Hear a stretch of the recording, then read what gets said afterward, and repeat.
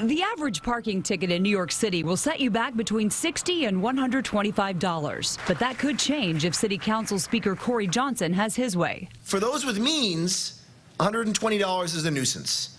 But for those living in poverty, it is a severe hardship. Johnson wants to make civil fines for things like parking tickets and traffic violations income-based. The more you make, the more you pay. Which begs the question, aren't we all supposed to be equal under the law?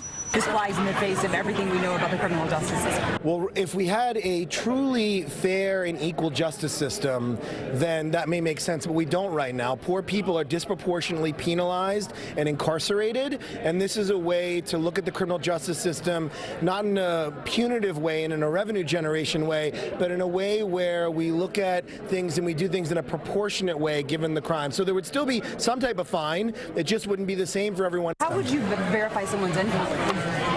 There would be a process involved. Right now, when someone gets arrested, there is a screening process that takes place. The same thing would happen here, and people, people would have to swear they're not lying. Under Johnson's plan, an independent judge would determine how much a fine is based on the severity of the offense and how much the offender earns in one day. Some think this fine change is anything but fine. You don't penalize people for making more money. So it's just not fair. I think everyone should be on the same platform. I'm not necessarily 100% against it. Systematically, it seems fair given the fact that these tickets tend to disproportionately affect people who are on the lower end of the income range. Johnson wouldn't answer questions about how broad the sliding scale for fines would be, but he did point to the model used across Europe, where critics say fines can cost a fortune, especially if you already have one.